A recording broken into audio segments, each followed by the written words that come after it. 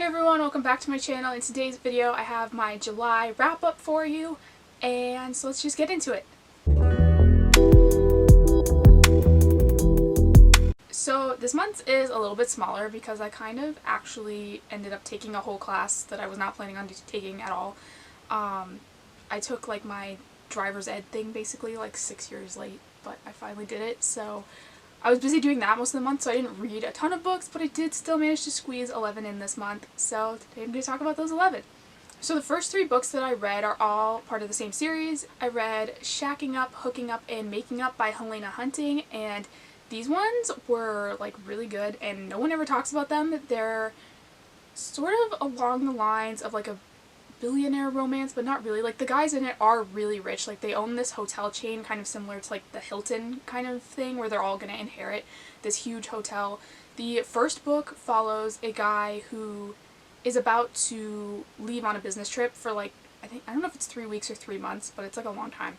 And this girl meets him at a party and he kind of like coughs on her, and she has an audition the next day and she ends up getting sick from him coughing on her, and then she ends up like telling her best friend like that she's out of money, her parents have cut her off and whatever, and she didn't get this audition because she was sick, she couldn't like sing or anything. And so she goes with her friend is like, oh, I know this guy who's leaving on business, maybe he can, you know, maybe you can pet sit for him because he's got these 2 pets and I was supposed to look after them, but maybe you can instead and you can just stay at his place while he's gone. And so she goes with like out to dinner with her best friend and this guy that she's going to introduce her to. And it turns out this guy is the guy that coughed on her at the party the night before.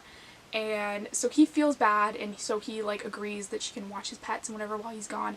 But the whole time he's gone, he keeps like FaceTiming her and whatever because he can't stop thinking about her and talking to her and things. So he keeps coming up with like stupid things that she needs to check on or whatever to give him reasons to call her.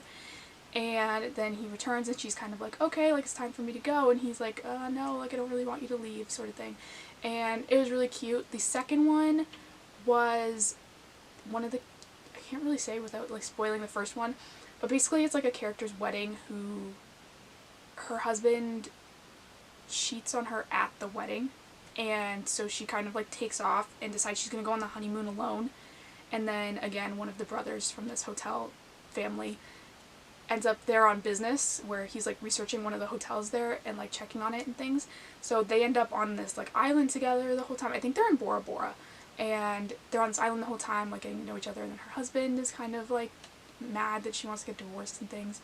So this one I really thought was interesting. Like it's not really like anything I've ever read, and I love that it had like the island setting, which is like perfect for the summer. And Making Up is actually an age gap book, which I was like not expecting at all. The other 2 weren't. And this one is, I think she's 23 and he's 35, I think.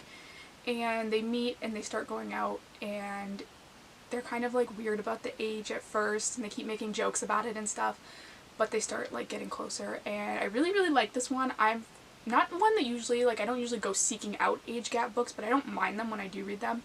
So I really did like this one. I gave all of these 4 stars. You know I love Helena Hunting, so I was pretty much guaranteed to love these from the start. And so those are the first books that I read this month. After that, I read Body Check by Elle Kennedy, which I think was her like first hockey romance that she ever wrote. I think it was originally published with Harlequin, which is kind of interesting. And this one I thought was pretty good. It's obviously like doesn't really hold a candle to her off-campus series, but it is about a girl who is in a bar one night and she's like, I just want a one-night stand, like I don't want to be with anyone forever. And she picks this random guy in the bar that is going to be her one-night stand, and she is in the city that she's not from. She hasn't been here for a while, but her dad works in this city as the owner of the hockey team for this city. And so she's in town because he's dealing with a lot of like scandals and things surrounding his divorce, and so she's there to like support him. So she's at this bar, she picks this random guy and she's like, yep, that's the one I'm going to ask, like. And she goes up to him and they're like hitting it off and whatever, and he ends up like offering, I think, to go back to her hotel room with her, and they do. And a couple days later she bumps into him at the hockey arena and realizes he's one of her dad's players, and he didn't know who she was either, and she's like very strict about like not getting with hockey players, and so now she's all like upset because she really likes this guy and he's a hockey player, so she's like, nope, can't see each other anymore. And it kind of just like goes from there of him trying to convince her that they should be together. And so I did really like this one, but like I said, wasn't like the same level of Off Campus. I gave this one 4 stars as well. Next was Play For Me by Derudder Jackson, and this one I read actually just to get my Goodreads my NetGalley feedback ratio up higher because it was available like Read Now. So I read this one, and it is about a girl who dated this like guy that was a drummer in high school, and he ends up signing with this band, but when he signs with this band, he signs a contract that he doesn't read, and he ends up having these like rules that he wasn't planning on having, and one of the conditions is he has to like break up with his girlfriend and basically like never talk to her again. Like he can't even explain why he's breaking up with her, and it's her dad that's making him sign this contract that's like gonna get him an audition for this like huge band or whatever. And then it jumps like years later, and she's in college, and he's like playing with an even bigger band now, and she goes to this concert with her roommate, I think it is, who like begs her to come to the concert. She's like, you love the band, you gotta come and whatever, but she's like hesitant because she knows this guy's the drummer. So she's like, what are the odds that he's gonna like see me in the audience and whatever, and like obviously knowing what kind of book it is, the odds are pretty good. And so she goes to this concert, and obviously like he sees her and things happen from there. I thought this one was like okay, it wasn't the best. I probably wouldn't read it again, but like I said, I read it to review it for NetGalley. And so I gave this one 3 stars. It was, like I said, it was okay. It wasn't anything like super crazy great, but I did like it.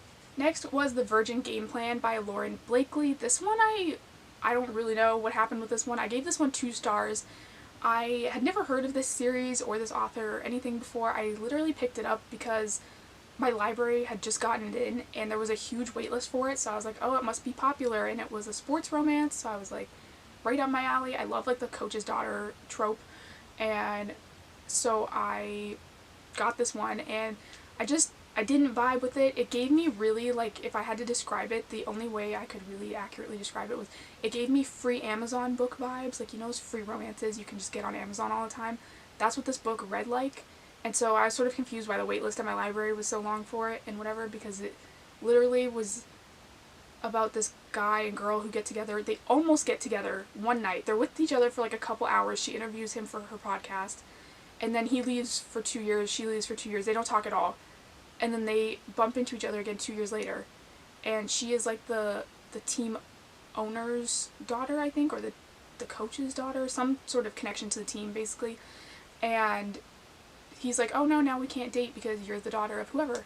And I just kind of got confused because, I don't know, like, they were together for like a couple hours the first day, and they were acting like they were in love the whole book, and that just kind of like, I wasn't like believing that because literally it was a couple hours and then they didn't talk for 2 years. So like I said, I gave this one 2 stars, wasn't really a fan. Next is The People We Meet on Vacation, which I absolutely loved. I feel like everyone's talked about this one, so I'm not going to talk about it too much. I gave this one 5 stars, really loved it.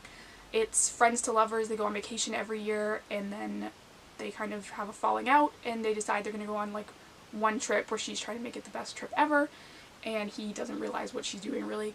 And it was just really, really cute. I really liked this one as well. Next was Misconduct by Penelope Douglas, and this one I gave 3 stars. Definitely wasn't my favorite Penelope Douglas book.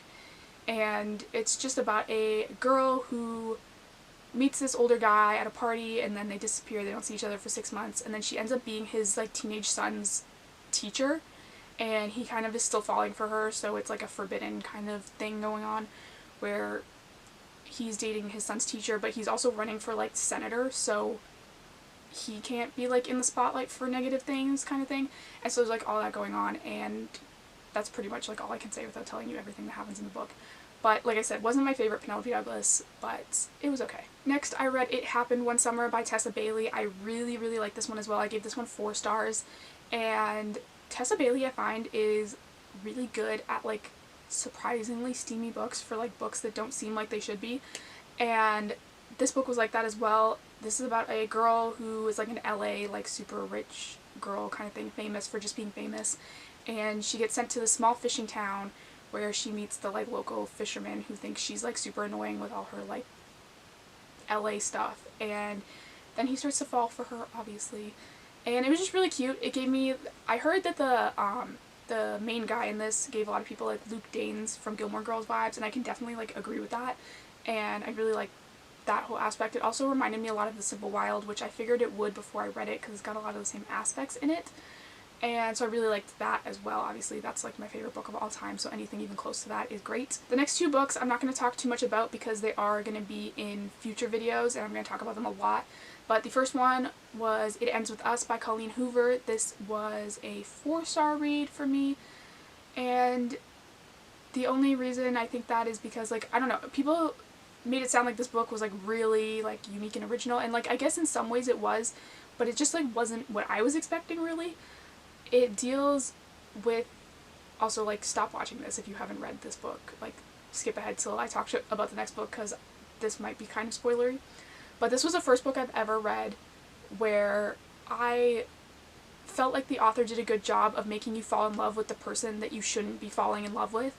Like, every time Ryle did something in this book where like you're obviously like, okay, she should break up with him, she did a really good job of making even like the reader sort of question like, oh, but maybe she could stay with him, like, kind of thing. And I've never read a book like that. Every time I've read a book that deals with this issue that's dealt with in this book, they always really like over villainify the like villain, and like they make their personality terrible and they're like physically terrible to the person and they're like mentally horrible. Like, everything about them is usually terrible, but this book did a really good job, I think, of showing how it was just these like in these moments that he was terrible and that he like wasn't terrible all the other times, and that's why it made it so easy for her to stay for so long.